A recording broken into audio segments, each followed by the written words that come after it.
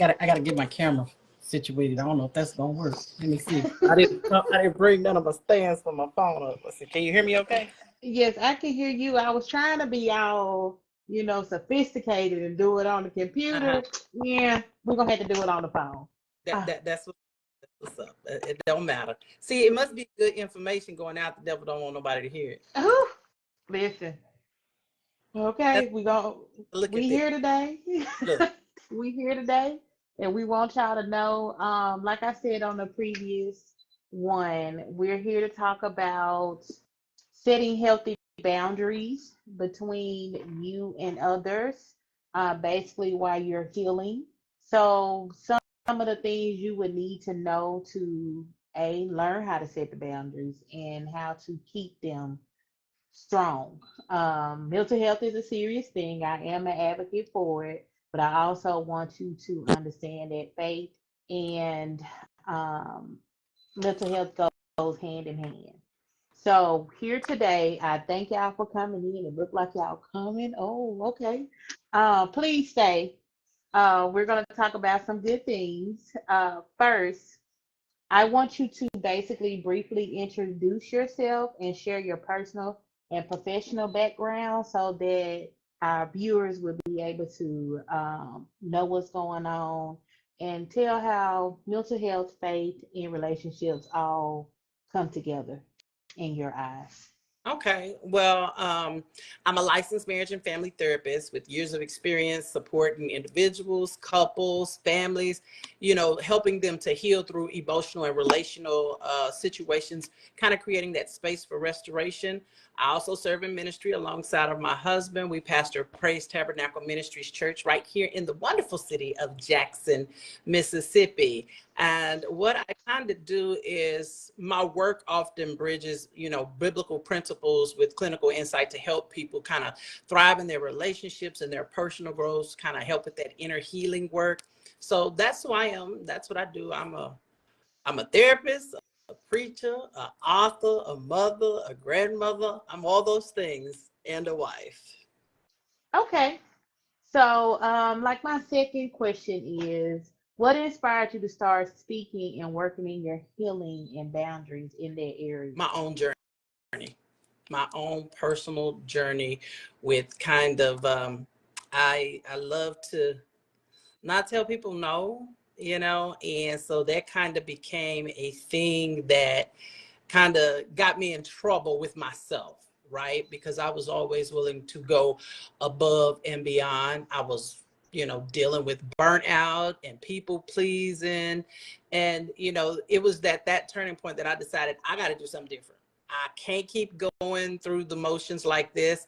And so understanding, firsthand how the lack of healthy boundaries can impact your life, even in ministry, which was where I was seriously struggling with it. It can lead to emotional exhaustion and keep you running on empty. So, you know, I don't care what it was. It was always a yes, even though I could be bleeding and dying. I'm serious. I was like, yes. And so while I was running on those fumes, one day I kind of just hit rock bottom. And so that learned to burn out. And I started to resent everything I was doing, from my work in mental health to ministry.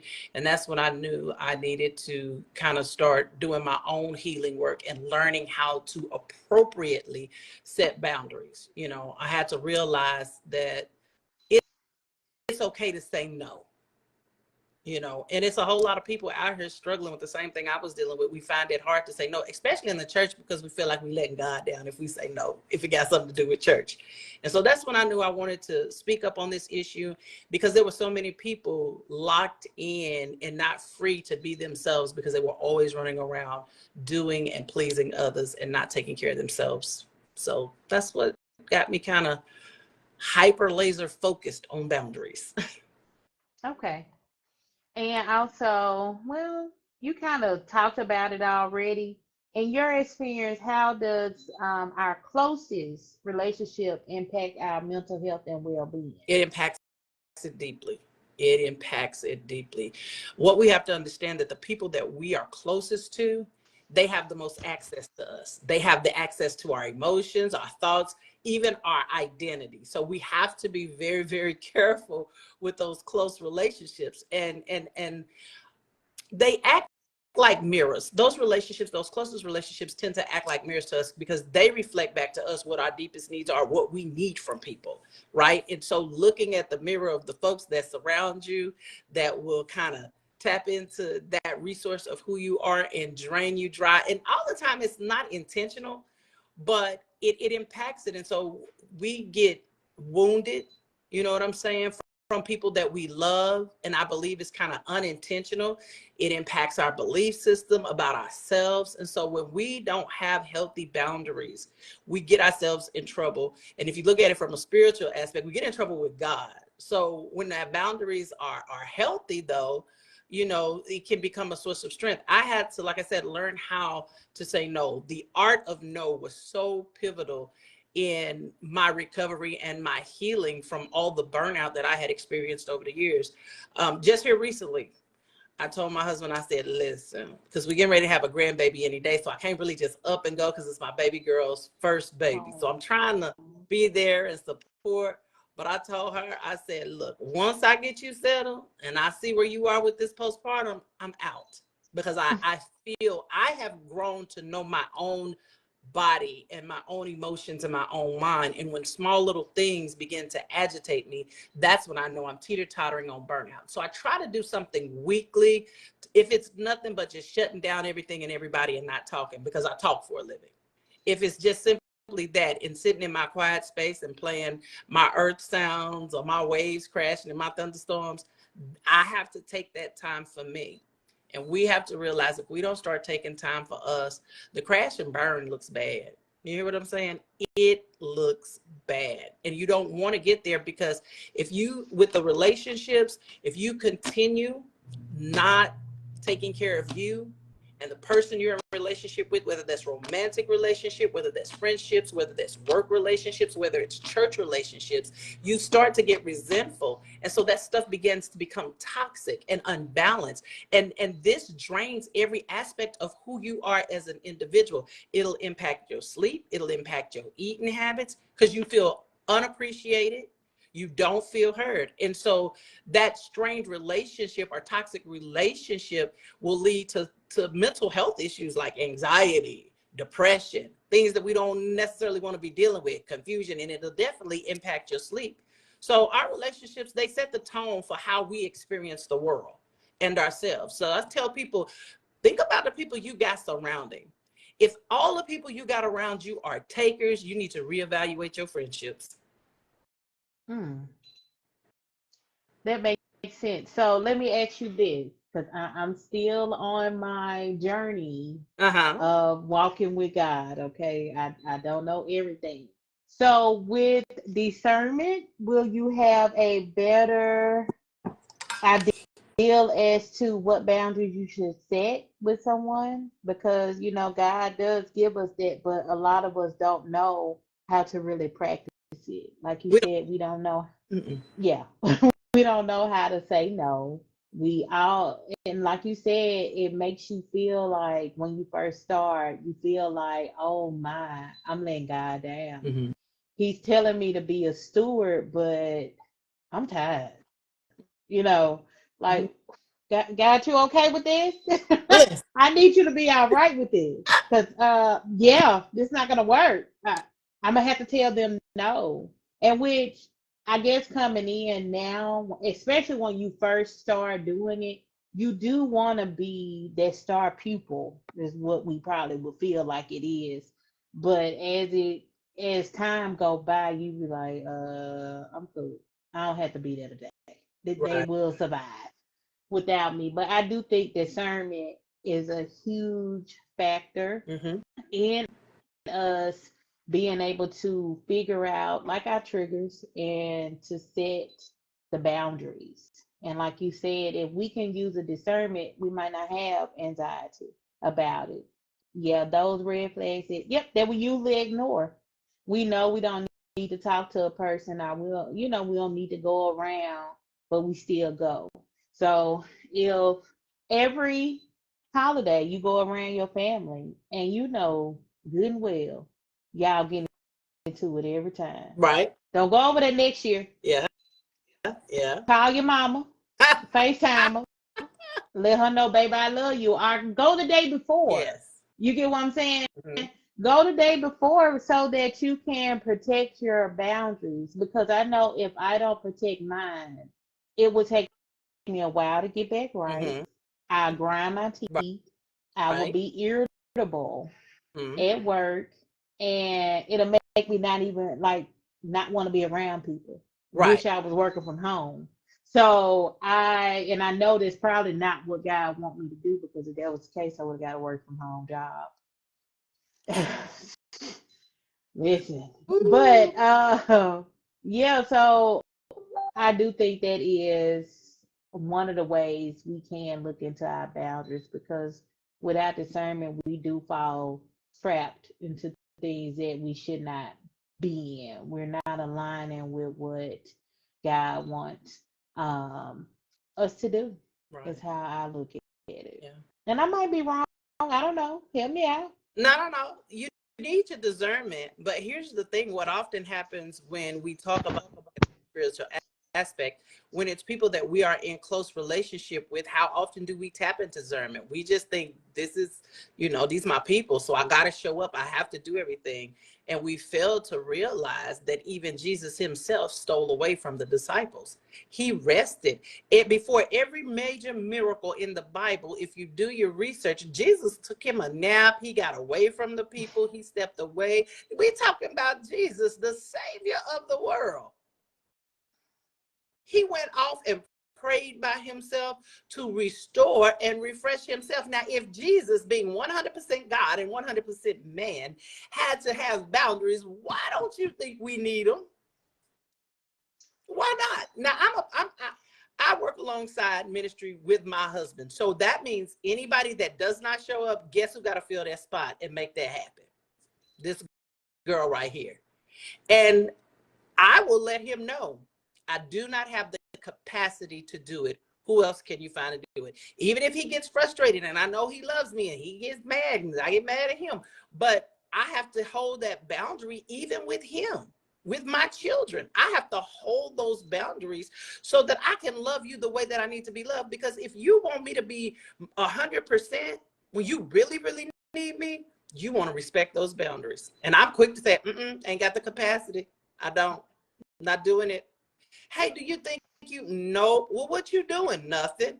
Well, why come you can't? Because I am not. I ain't got to give excuses to why I need to set my boundaries. Sometimes I just want to get on my Oculus and play my games and go to virtual world. That's all I'm sitting up doing. But that's restoring me. That's Yes. helping me. And somebody else's might be something else, but I'm a gamer and I like to get on my games and go on there and play. And you I go go game. and everything else. So when I get through, my husband be like, go get on your game. He can tell when I'm getting irritable and I didn't kind of done too much, and I didn't either crossed my own boundaries, because that's something that we really have to understand. We put boundaries in place, and sometimes we cross them ourselves. People don't do it. We start allowing guilt, and where that's coming from, I'm quite sure I don't know, but I got an idea, especially when you're a Christian, it's coming from the devil, because he wants us to wear out and lose all focus. Because being too busy can cause you to lose focus on your original mission that God has called you for. That's why it's important to set boundaries. People cannot just drop by my house. No, you cannot call the pastor Sunday evening. Listen, no, you cannot talk to him right after church. No, we're not having no session when I get through and I've been warned in the spirit. I can't help you right now. Boundaries. The hardest person I ever told no was one of my loved ones, probably either my husband, my mama, or my daddy. Saying no to them was like, oh my God, I'm gonna die. Oh, I'd have told them no.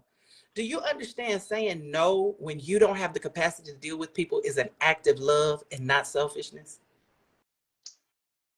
I would much rather you say no than to be there getting the attitude with me, because then I might not even remember who you are.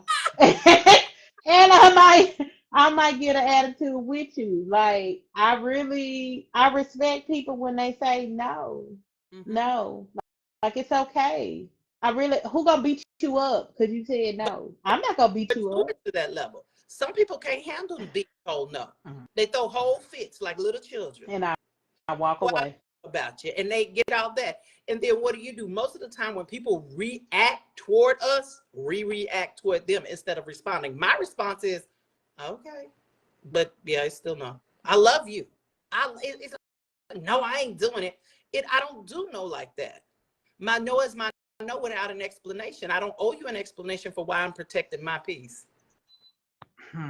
And But why? handle it. And I don't get mad when they get upset. Let me tell you something, sis, because I'm still protecting my peace. If I get mad if I get mad because they got mad because I said no, I'm not protecting my peace. And then I have to reevaluate that relationship. Why come you can't just, I done told you I can't do it. I'm saying no, and you got a whole attitude. Okay, you done showed out. You didn't say what you had to say to me. You didn't call me selfish. You didn't told me I ain't saved. You didn't told me you know I wasn't called. All that good stuff. Thank you.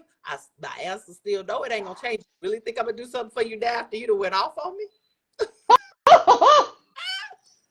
Oh, and then told you not called to say, girl, Yes, bye. uncalled and unsaved plenty of times because I wouldn't go to what somebody else. I have turned down ministering engagements when I knew I was overextended. And I didn't feel guilty about it. Thank God that some of the people that I've had to do that with, they on the same level as me. They didn't ask for no explanations. I just volunteered one. It's like, listen, I'm stretched thin. I don't have it, and I would not do that to God's people. And they was like, I could respect that. But I've also ran into people who I heard, later on in the grapevine that I thought I was too good to come and minister for them and do all that. It's the Like, audacity. I came out and visited y'all church. Yeah, I wanted to come fellowship, support my brother, but I came because I needed to not be in ministry and have to work. And that little yellow man, but we won't talk about the God. I'm like, I don't want to say nothing to nobody. I don't want to do it. I just want to sit here and just absorb. Those are the things that I do to help me keep my boundaries in place, my self-care. Because see, boundaries and self-care go hand in hand, and we forget that. Yes. Especially, now I'm not saying that the men don't need to do it, but especially as women, we don't always do what we want to do, but we think that we always have to do what we have to do. We got this big S on our chest. We flying through. We got to save everybody. No, we don't, because we're going to end up dead trying to save everybody. That's why I said a boundary with yourself is harder to keep than a boundary with somebody else. I set boundaries for me, and I spanked me real well when I crossed my own boundaries. Yeah. The biggest issue, and it's always us versus us. It's never us versus anyone else. The biggest issue is to say, girl, no, you cannot do that. I don't care what it means. No, no, like just no, girl, no. But I had to get to that point to where, like, I love my friends and they know I do, but I only take on so much of their life, and I only expect them to take on so much of mine. And I get their advice, but as far as I'm just like, oh my God, girl, I can't do this, and that. Don't take my burdens on. Those are my burdens. I probably created myself anyway, with or without you being around. So I don't want you to take on my burdens, but you have people that just don't know how to choose themselves. Choose yourself. That doesn't mean you're selfish. That doesn't mean you're less of a godly person. And like you said, even God had to take breaks. Just imagine walking around with 12 different attitudes. And they have Not a car. not to include all the people in the audiences where they were. 12. That he, at one point with 5,000, not including the women and the children that he fed. So you got all them spirits you got to deal with. Oh, he was God though, 100% God, but he was 100% man as well. Yeah. Yeah, that's too much. You over here with people down you, the people that's with you, they over here in their own little world having attitude. That's a lot. Yep, I need to go lay down. I need to go in the wilderness and just be one with the earth. Leave me alone. Leave me alone. My husband spent most of the day cleaning up our boat, and he said, The boat will be ready for you when you get off work. I know that's your downtime. I said, no, sir. She will not be going to get on the boat today. I said, number one, I got a podcast to do tonight. I said, and when I get through with that, she don't want to hear nothing. She don't want to do nothing. I'm not trying to drive to the Reds because I feel myself already. I don't like the road rage. I have a brand, and so I ain't finna damage my brand by somebody running out in front of my truck and me acting out of character. I'm gonna stay right here. You go enjoy. I want you to go enjoy the boat. Go get you some me time because I'm about to get me some.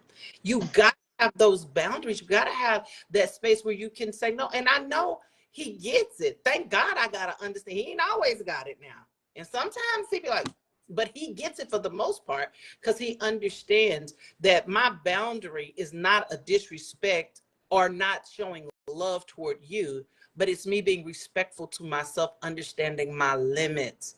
We have so many broken relationships because boundaries are not in place. And that's why you don't have balanced relationships. It'll be top heavy for somebody. That means somebody else is unhappy. So you got to have boundaries in place, because if you don't have proper boundaries in place with people, it's going to mess your relationships up with those people. Yeah. I have a statement that I always tell my clients. I said, I need you to repeat this every morning when you get up and look in the mirror. Today, I will not make other people's problems my problems. In other words, I'm not what you said. Well, I'm not taking on your load. No. I love you. I'm here to support you. But I can't take that burden because I don't have the capacity for my own stuff. Let me reset. And can I share something with you? I think oftentimes people get confused with what boundaries are. Boundaries are not walls, okay? A boundary is like a gate. It has to be flexible, and it's got that swing gate, right? And you hold the lock. You can put a lock on it. I don't see them a whole lot now, but where I grew up in the country, people would have these chain link fences, and they put them locks on them fences once they went in, or if they left. The only person with the key is the only one that could adjust the gate to open it or to close it. Now you have different types of people when you're setting boundaries with people. You have people that you have to talk to through over the gate. You remember, I don't know, you might be too young. I can't remember. Home Improvement. Home Improvement, yes. yes. So you remember, he had to talk to Wilson. You didn't even see Wilson's face. You just had a whole conversation with Wilson. You got people like that you don't need to go outside the gate, and they don't need to come in the gate. You need to talk to them over the gate. Then you have those people that you go outside of the gate. You keep that boundary in place. You keep that gate closed behind you, and you have a conversation with them. Then there are those select few people you can unlock the gate and allow in. And guess what happens? You still get to control when they have to leave, and you close the gate behind them. It was never meant for us to box ourselves in, to cut ourselves off from people and relationships. Boundaries are not to keep people out, but they're to keep you safe, to let you know when you've gone far enough.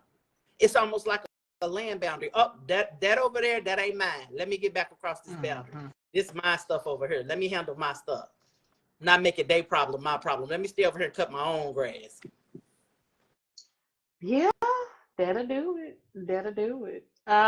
So with the boundaries, in your experience, how do our closest relationships, like parents, loved ones, what are some warning signs for us to realize that, hey, it's time to set a boundary?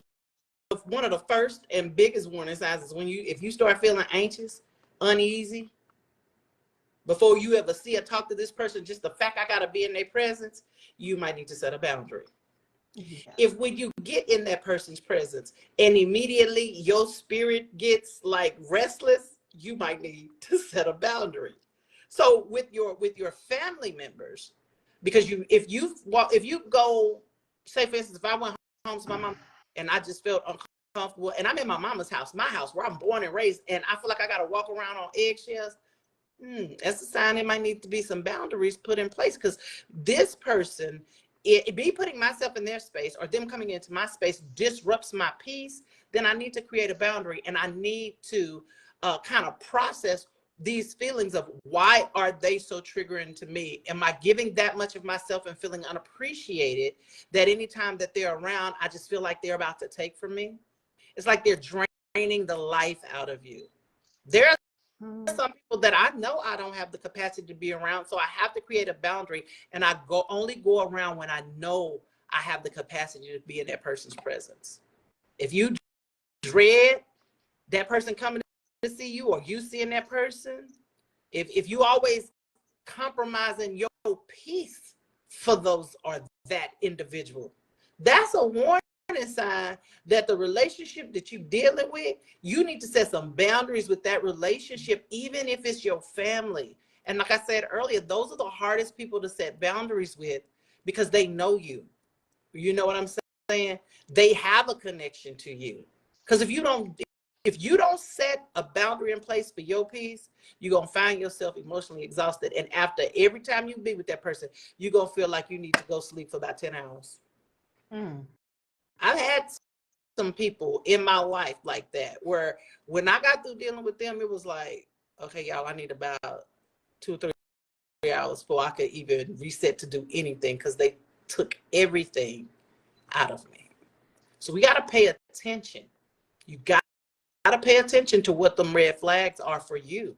If you're around people who have you doubting your worth, who you are, devaluing you, but they always want you, and they never show up for you, them is definitely people you need to set boundaries with. And I'm talking about hardcore firm ones where you keep the lock on the gate. We're still not building walls.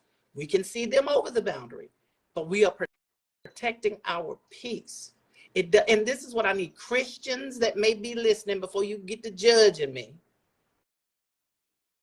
That is the best love you can show somebody, because if you continue in a relationship where you feel all that stuff, then that resentment that builds up in your heart is going to take root as bitterness. Now you got to do all this self-work for somebody who they gone on to the next person to get everything they need from.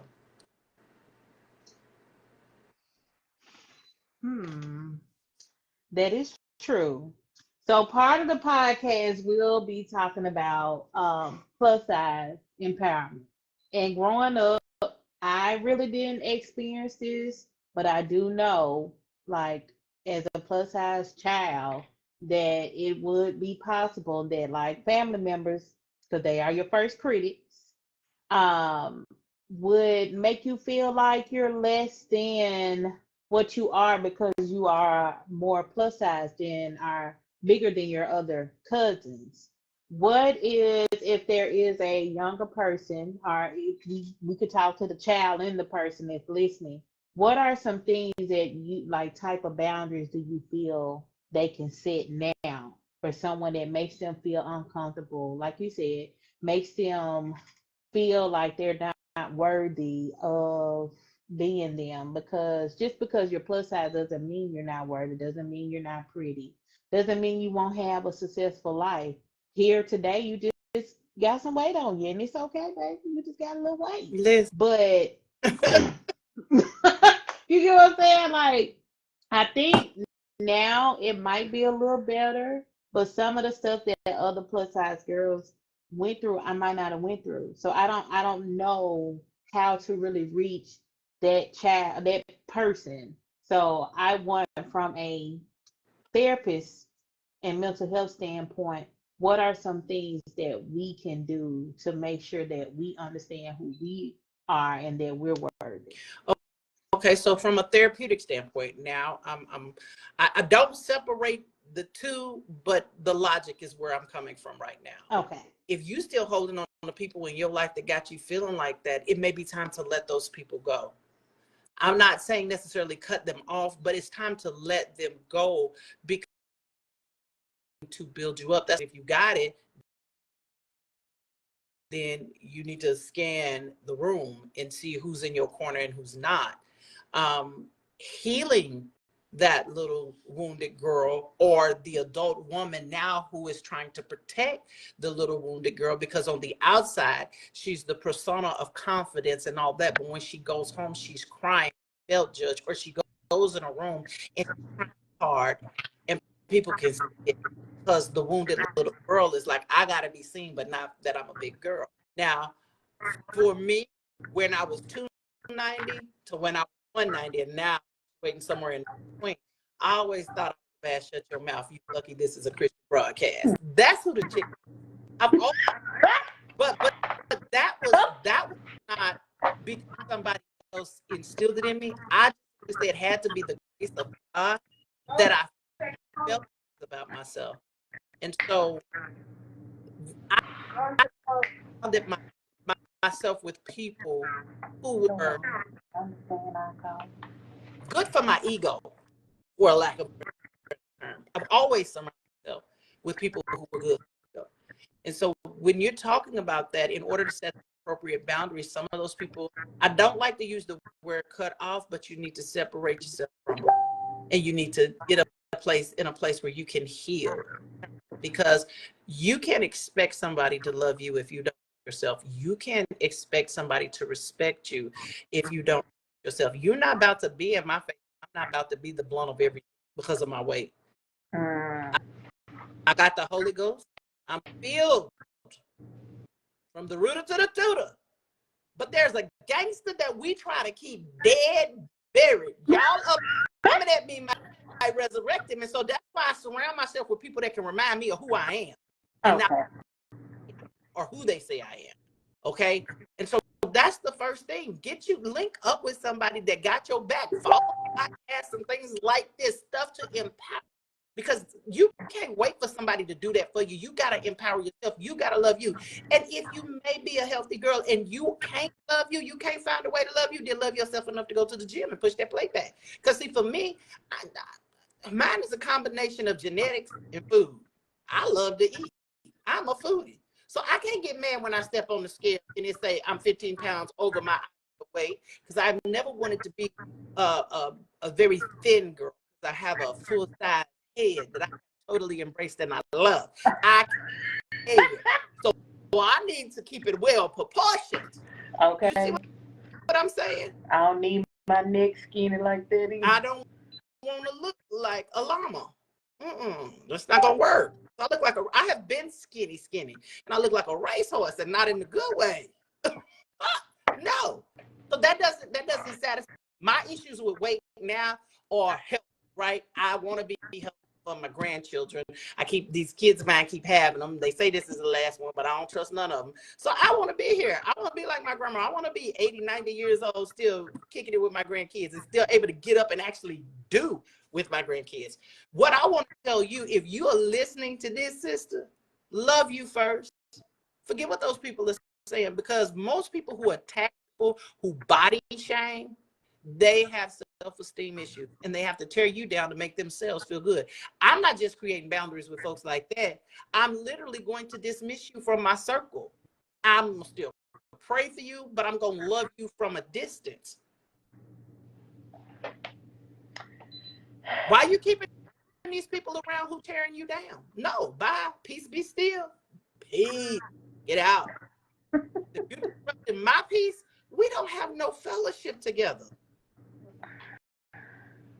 Yeah, because I will cut you off, and we don't want to cut them out, but we want to put a stern enough boundary there that all the gates are fortified.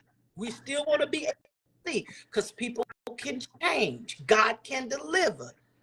And so when I do have these encounters with these types of people, because I will tell you, I don't think nobody been bold enough since we've been grown to try to come at me like that about my weight, other than my grandpa, who he ain't found out Jesus till he was 90, but that's okay. We're going to let him get away with it. He got to see him right now. But because he would call, he like, oh my God, what you been eating? You done got fat since the last time I seen you. And I'm like, you know what? We're not about to deal with you. I love you. Kids are going to fucking go home my mama house and leave her alone. That type of stuff. I don't stay in places where people don't build me up and make me feel comfortable.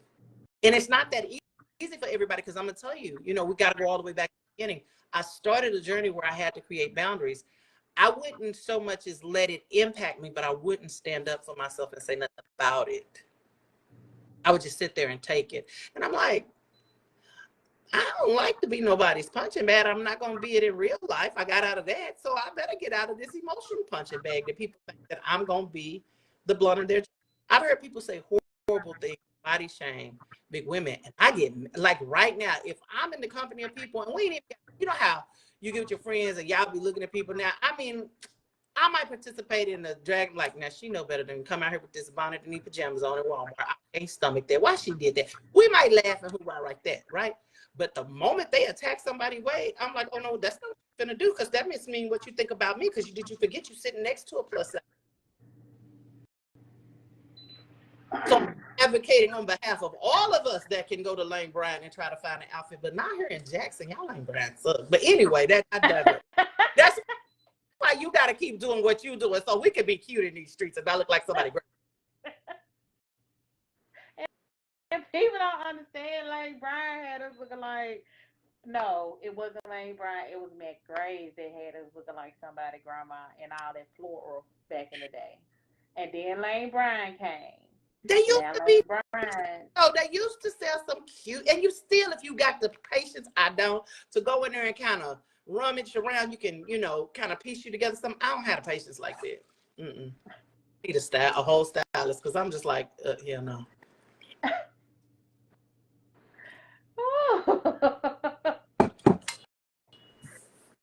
Now, so with your grandfather, so you would start just saying, okay, I'm finna go.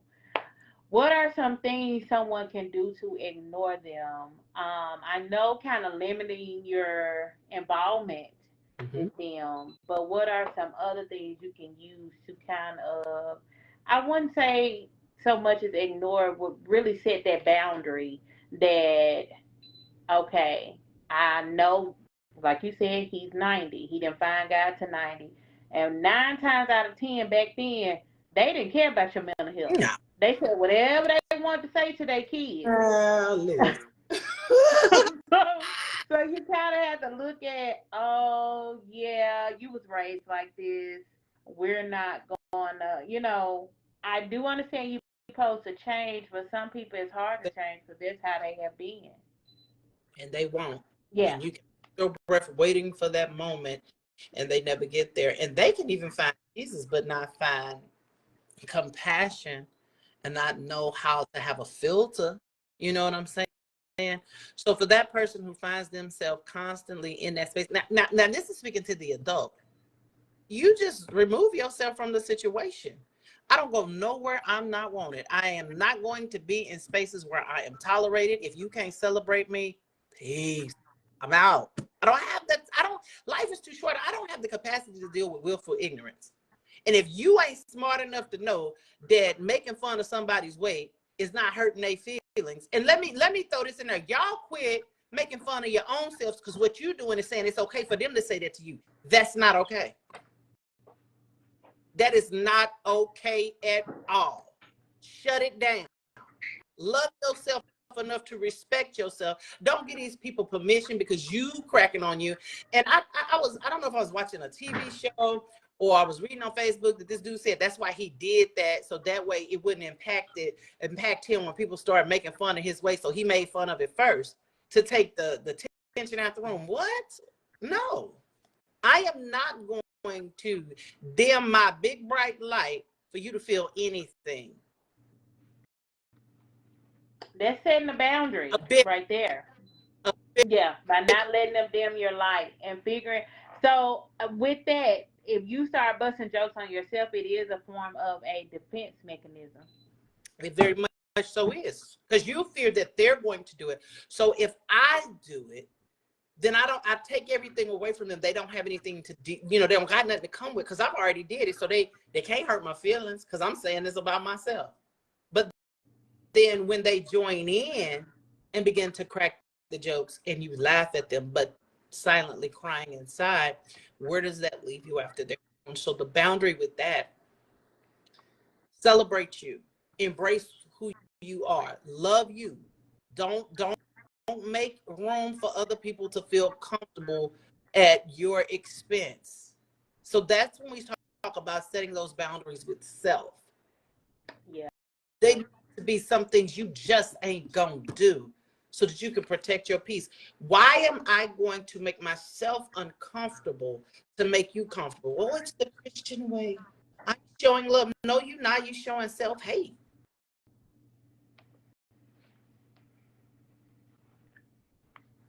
The only time I'm gonna talk to you about how big I am is when I'm telling you I'm big and beautiful. I ain't degrading myself for nobody. And if you can't love all this, you missing out. And I'm not hiding it on no picture. You know I'm a plus size girl. Go on. You see it in my picture? I'm not doing all that. You know I got to stuff it. It is what it is, baby. It is what it is. Because it is. Okay? But, you know, people don't know how to set the boundaries and to be comfortable in their skin. So they do have to learn how to set them. Now, you do have a book Yes, sir. that you have on Amazon. Mhm. I don't know how to do the link on here, but I will put the link in the comments Okay. so that they can view your book. Can you tell us about your book? Okay, so Free to Be Me kind of ties into what we're talking about with these boundaries. Um, for so many years, to understand it fully, my backstory, I was a teenage mom. I broke some hearts. I didn't achieve in the moment, or people didn't think I would achieve in the moment when I became a teenage mother what they thought I should do. And so for me, trying to make up for becoming a teenage mom, I started trying to become all of the people that other people thought I should be, not embracing who I wanted to be or follow the dreams I wanted. So let's just say I got real in debt with school trying to prove a point. I got as many degrees as I thought my little brain could handle, because I felt like if I get all these degrees, then this would satisfy this one, or that would impress that one, or that would please that one. And I still wasn't embracing who I was.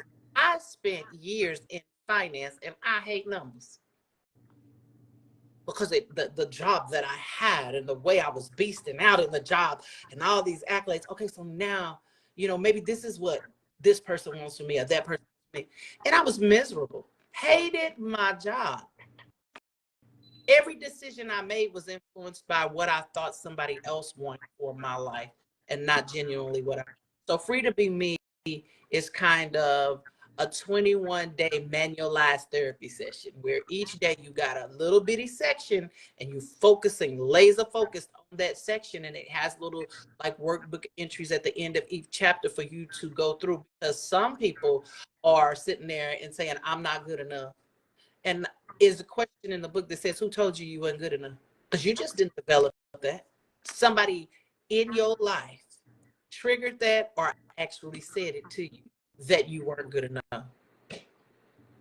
I remember somebody told me after I got pregnant, well, don't try to be no doctor, now be something practical like a nurse. And guess what I did? I got enrolled in nursing school. That didn't last long. I mean, I almost got all the way to the end, and then a tragedy happened. I was in a little bitty small town. I'm like, this is the only hospital. Folks come here dying. I know everybody. Yeah, this ain't for me. So I took all of that knowledge and I shifted it. I'm like, okay, so what can I dump this into to get a degree? Medical administration. Okay, let's go on over here. Let's do bed administration. Girl, I got that whole degree, and I think I may have done billing and coding for a month. It was off to the next thing. And then that's when I got thrown into finance, because a friend of a friend knew I needed a job, and they was like, listen, this is what you gonna do. I'm like, yeah, I don't know nothing about that, and I hate numbers I can't count. I don't know how I passed trig in high school, but I don't know how I passed college algebra, but I did. And she was like, nope, this is what you're going to do. Let me tell you how you're going to do it. And the things she said made sense to me. And I excelled. I exceeded. I mean, I went from a branch manager real quick all the way up to a regional manager. Going to another state, establishing another store for another company because I was just that good and people wanted it. But I wasn't happy. And I spent years unhappy. I am 49 years old. At the age of 35, I told my husband I hated him and I was mad at him. And he was like, out the blue. He was like, well, I was working for GMAC at the time. He was like, what did I do to you? And I was like, because you go to work every day and you do what you love, and I'm miserable. You don't care. He said, well, what do you want to do? Like, what? Just tell me, we'll fix this because I don't like the way you acting. And I said, I don't know what I want to do. He said, well, I tell you what, when you figure out what you want to do the rest of your life to make you happy, until then you carry your butt on over there to GMAC and you get all them payments collected and you go repo them cars. But until then, I don't want to hear no more about it because you don't even know what makes you happy. Because every idea I had was based upon what somebody else thought I should be doing. I wrestled with ministry because somebody told me I'm a woman. I should shut up. I shouldn't be trying to preach. I good while with that one. And I was miserable. So this book, 21 Days May Last Therapy, the instructions, if you read the book from cover to cover, will tell you, please do not try to read this like a novel. Because some stuff is one day, but you're going to send it in almost a week. Because it causes you to think outside the box and process these thoughts. And where did this negative stuff come from? We got to uproot all that mess. We don't let people dump so much stuff in us and we've accepted it as true. That's another place to set a boundary. Don't accept it. When you know it's not true, why would you accept what somebody says about you? They are not the expert on your life. You are. You might not be managing well, but you're still the expert. You have the most experience with your life. And so I finally knew that this was my calling. I loved it. It made me happy. And so I was like, well, I've technically been doing this for a long time. Well, let's go learn how to do it the proper way and how we could get us a check with it. And so I go to work every day happy because it's really not work. It's passion. And it's a difference when you do something that's your passion and make it. What I love to do is paying me. And I own my own business. I don't clock in for nobody. Now, I contract myself out to places that need therapists. But baby, if I don't, like next week, I was like, yep, I won't be there for a whole week. My baby is having her baby, and I'm going to spend a whole week with my baby and her baby so I can get my spoilerization in because I can do that. But if I was still having to go to National Quick Cash and snatch folks' money out their bank accounts or at GMAC, sending repo notices and collecting old debt on cars, I would be mad and miserable because my grandbaby would be getting spoiled by somebody other than the original Mimi herself. And I would not like that. People don't understand choosing the proper job is setting the boundary. It's setting the boundary for yourself. Yes. And I mean sticking to it. There was a job before I got this job that was paying $30 an hour, so it said. But I would have to be on the phone. No, I don't care how much you're paying. You're not going to put me on that phone. No, no, ma'am. I'm not talking to you. Nope, I'm not going to talk to you. I'm not dealing with it. Whatever it is you thought or think you need, I'm not the person that's going to help you find it. And my friend was like, but it paid 30. I said, my mental Listen. and my peace is more important. It should be. I learned that from Comcast. I overstayed my welcome at that job. And no. And the job I had right before this one, I was on the phone. And I don't mind helping you, but the minute you get an attitude, I'm ready to shut down. You know what? Don't worry about it. I don't need the help. You do. So, no. And when I interviewed for that job, I said, how many times would I have to talk on the phone? Because this is not going to work. I'm not going to get on this phone. No, he was like, well, no, you mostly can email. Yes. Okay. When do I start?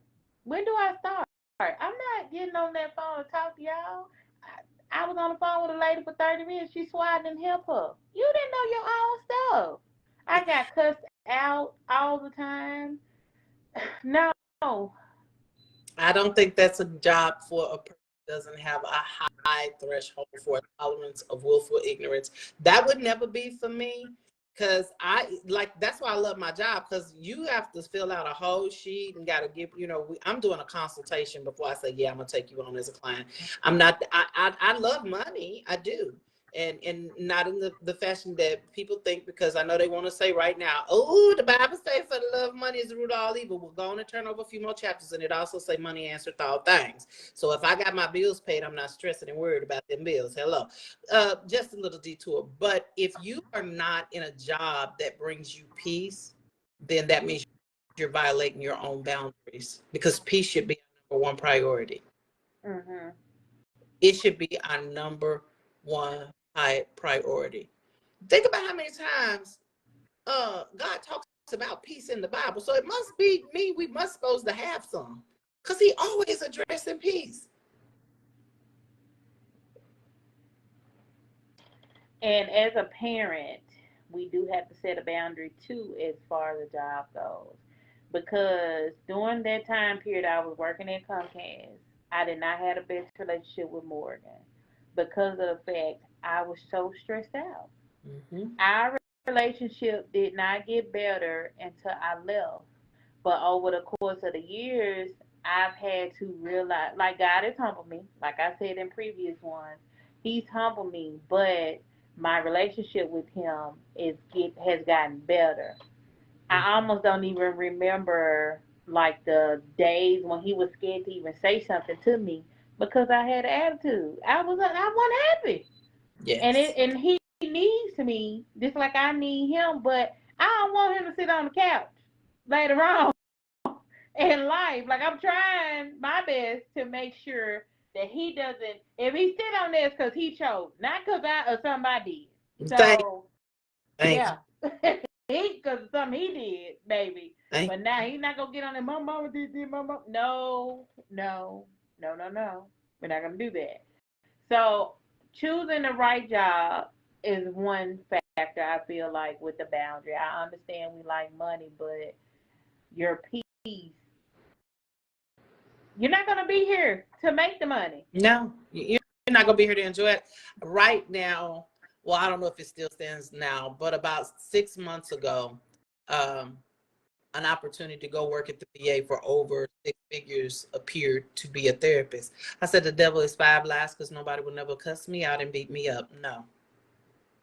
I've been offered to enter into DOC, Mississippi Department of Corrections. I've worked in Department of Corrections, not as a therapist, but just worked for corrections in Oklahoma. Yeah, no. And working for yourself, you're limited. If you got some insurance, it's out the wazoo, so you got to be very careful with all that. And I'm thinking, you're getting older, and your little retirement plan, I mean, you started late, so it ain't gonna be what you need it to be. Maybe you need to go get one of these government jobs. Honey, no, I can't, because it will disrupt my peace. It will disrupt my peace. And anybody that has ever worked a state job or a government job know that they don't care about your peace and they don't care about your boundaries. So they're going to violate them often. So yeah, no, I know that's not for me, because I know what boundaries I have for myself, and I know what boundaries I have set for people. And so I'm not going to let somebody just disrespect me, tell me when I can go and when I can come. Now, I know we all have somebody we got to answer to, but I ain't answering to nobody but Jesus and JWT. Them the only two people I'm going to answer to, and he better be careful how I'm answering to him. He got to be coming in Jesus' name. JWT, that's my husband. They're the only two people. The only two people. But all I'm saying is your peace worth money? And my peace is not worth it. I've had positions and jobs where I was chasing that dollar, but my peace was disrupted. And as a result of my peace being disrupted and not having boundaries in place, just like you, it played out in my marriage. It played out with my kids. My kids a lot. See, I got some bold kids. They will call you on your stuff. You can't be up here talking one thing and doing another, because they're gonna call you on it.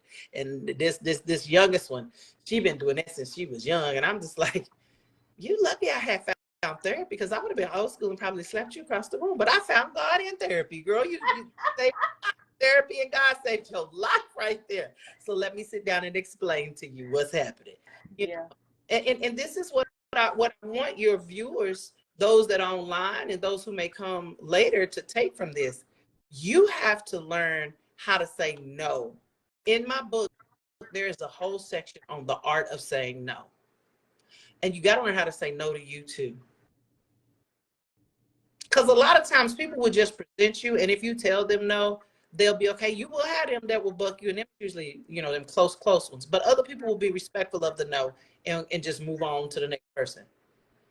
But when you yourself feel obligated to just keep on going, and you don't have the capacity to go to it, you have to learn how to say no to you. I have whole arguments with self. No. Sit down. No, you cannot do that. I know you have a desire and you don't want to hurt. No, Like I'm having whole conversations with myself. And you know, they say it's okay to have one with yourself, but don't answer yourself. The devil is a lie. You better answer yourself. Because sometimes you have to have them whole conversations. People don't understand why it's so serious to sit down and really analyze what make you happy. If that job is not making you happy, well, if that job, so what about the ones that are at the jobs that bring them peace, but they not making enough money? That's where your faith in the Lord, him being, you know, your provider. He says he go give you everything you need. There was a season where my husband, he was pastoring a church and he wasn't getting paid from this church. And I wasn't making enough money with my business. And that was one of the times those jobs that would probably disrupt my peace came up, and it was like everything covered, just say yes. But then I was reminded that God put me in a position for what I do. He blessed me to be able to do this. So I just had to lean and depend on him. And that's what I did. And me and him just the other day was having this conversation. I'm like, do you even understand? At this time, we had 3 car payments because our daughter had just started at Jackson State. And I bought her a car. I'm like, you go to college, you get a car. Boom. Yes, ma'am. Go pick it out what you want. And she kept her word. You keep your grades up, you know. And then when you get your little piece of job, because I believe with my kids, I was like, as long as you going to school and you making the grade, I'm not going to force you to work. But if you decide you ain't going to make no grade and you ain't going to go to school, you got to get a job. Just point blank, period. Because college ain't for everybody. You know, higher education, everybody ain't made for that. Go get you a trade, go do something. But we're not going to sit up here and eat Apple Jacks and drink up all my juice. And then I ain't got no juice when I go to the refrigerator because you sitting at home all day. No, we're not doing that. But I didn't understand how we made that, because what I was bringing in was we had 3 car payments. Let me just say this. My husband drives a Mercedes. I drive a Ford F-150 limited edition.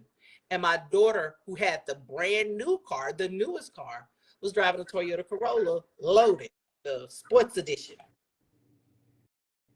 So you just imagine them 3 car payments at one time, not to mention you have some money under 25 on your insurance. We ain't talking about mortgage and food and electricity and all those things. But I'd rather have my peace because I know God had called me to this. So I stood by it, and God provided every dime. He provided every dime. It took faith. You can't have no weak faith stepping out like that. Because my next goal is to stop contracting and to be fully 100% dependent upon my own private practice and not contract for nobody. That's the goal. I ain't there yet, but I'm working on it. I keep inching toward it. And every time I get ready to say I'm going to stop contracting, you know, a little something pop up here and there. So I keep them on that little side hustle. Oh, Lord. Who? Faith. Yeah. Ain't got to be a Yeti size. He said mustard seed. I know. But a lot of us are coming to terms with that we don't know what we're doing. Mm-hmm. So that's what setting the boundary with ourselves and understanding that, hey, what we tried didn't work. So you got to say no to yourself and release and let God lead. That's why I made the post the other day. I was saying, I'm going to be 38 next month. My life is not together, but I'm just taking it one day at a time. Because I'm tired of trying to run it. I'm just here. Got it all together, baby. I'm about to be 50 in December 50, and I look back like, where did the time go? She about to be what? Oh, she still look good. But 50?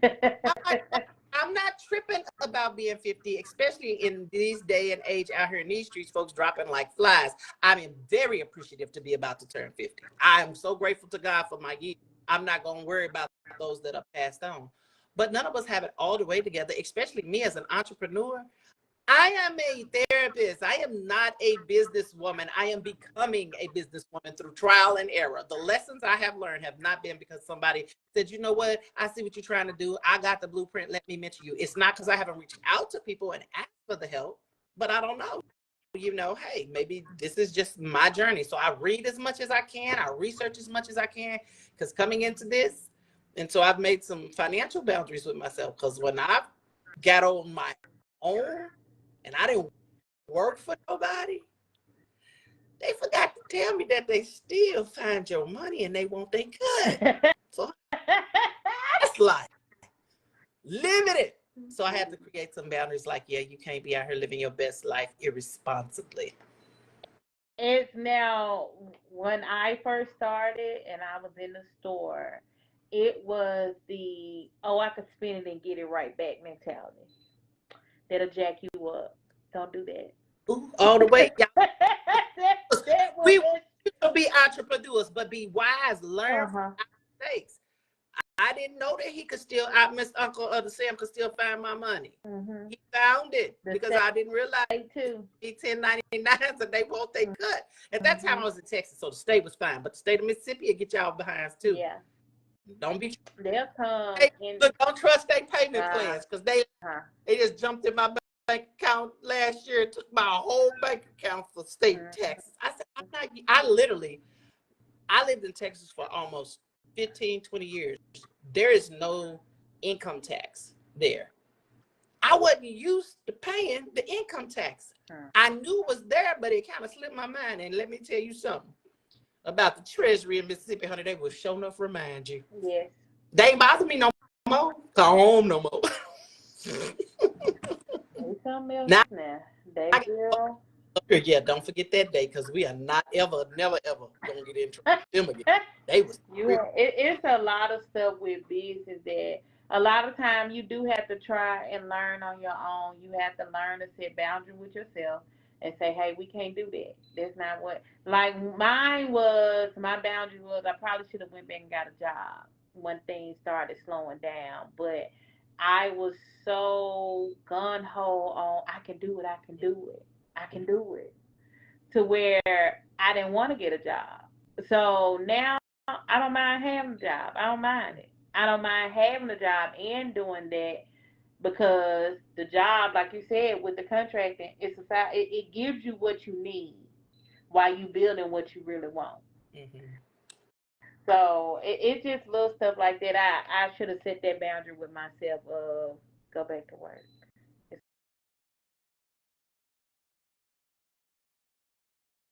People looking. This is a public one. Majority of the information is on the previous one. Is there anything you want to say? Because we talked about so much stuff and broke down the different like boundaries and how we need to look at it, how we are choosing ourselves and being unapologetic with choosing ourselves. It's okay to choose you. That does not make you selfish. That means, hey, I know this is gonna bother me, so I'm not gonna do it. And it's okay. So is there anything you would like for them to know? Because majority of the information was stated on the previous slide. Right. Well, just in closing for me, I know a lot of people say, well, I can set these boundaries, or I have set these boundaries, but people cross my boundaries. They ignore them, they disrespect them, they don't care. When somebody crosses a boundary, one thing we got to remember is to stay grounded. You just calmly remind them what your boundary is. And if needed, you got to follow through with what the consequence will be if you continue to disrespect my boundary. And you can do that in a nice Christian way. It might mean limiting your access to them people, you know, or them taking up space in your life, because it's not about, I got to be punitive. It's about being clear and consistent. I got to get back at you because you disrespected my boundary. You teach people how to treat you by what you allow and what you reinforce. You got to hold the line. Restate your boundary. Be clear, be calm, be prepared to follow through with whatever the consequence is if needed. You can't give people consequences and don't, say, oh, this is the consequence, and then don't follow through with it. Because it's not about punishing the other person. It's about reinforcing what you need to stay emotionally and spiritually healthy. Boundaries without follow-throughs often lead to resentment and confusion, as we talked about earlier. You don't want that. So Jesus set boundaries. Just remember that. So it's okay for you to set some boundaries too, Christian people. He never compromised his mission to please people. He kept his boundaries. So with that perspective, find a way to set limits with grace and compassion toward others, knowing that God honors your boundaries, whether they do or not. Protect your peace. That's all I got to say. Okay. Do we got any questions? Look, I'm willing to answer a few questions real quick if somebody has questions. I just didn't come on here and took over the podcast. Forgive my takeover spirit. I apologize. Let me get in my lane. Listen, we'll do all that.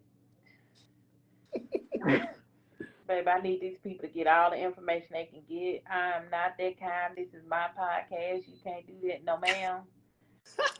I'm just not that kind of person. You got to really rub me the wrong way, type like, hey. And no, I need them to know. And it's so important that we set non-negotiables with our boundaries.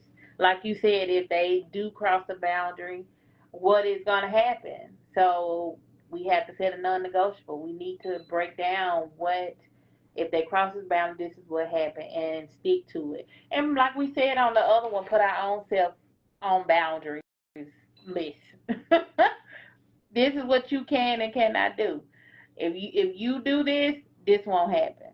It's taking accountability for yourself, really. So I just wanted them to know, but no, I'm definitely not that kind. If you get in the mood to let them know, you know more than me, baby. I'm not a therapist, okay? I am only here to help them find therapy and understand why it's important. I am not the therapist. I went to school for sociology, but I definitely did not go to school for therapy. So I'm only here to help the masses, the group as a whole, say it's okay to go to therapy. It's okay to not be okay, and it's okay to set boundaries and not feel bad about it. But other than that, y'all please check out my previous one. Y'all know how to go on somebody's page and find it. Share it with your family members. I want us to get as many views as possible, so that we will know what to do, or you will know what to do. If you have any questions that you would like to, if you see this later on and you want to ask questions, you feel free to inbox me and I will ask, or I will get you in touch with her so you can ask yourself if you feel that way. Some people, thank you. You put your website down. Can you put your book in there also? Is your book on there too? And I can definitely get that in there for them. Sure can. Now, if you are scared to ask her, I don't mind asking her. Keep it general because I don't want to be in your business. Okay? I still, that's what she's for, to be in your business. I can ask general questions. It's not my job. Oh, I don't want to be in it. I'm just being honest. You can tell me, I won't tell nobody, but I don't want to be in your business. So if it is a question, like a general question, you can ask me and I ask her. But if it gets more in depth, please contact her. Don't be afraid to contact her. If you want me to help you, contact her. Do a group message or a group call to get you started because you're nervous. I will help you. But I don't want to be in your business. So don't tell me all your business. That ain't my job. I don't want to know. I got my own world as far as that goes. But Amen. I can help you get over there. That's the part I'm supposed to help you get there. Yeah. But it was a pleasure. We have to do it again. Yes, ma'am. Definitely. Okay. So I'm going to do another post just to let them know your information, get it all together for them. And like I said, share this one and share the previous one.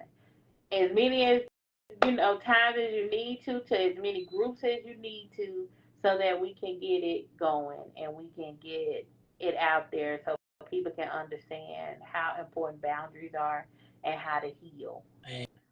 Amen. I want to say thank you for the opportunity. I really, truly appreciate it.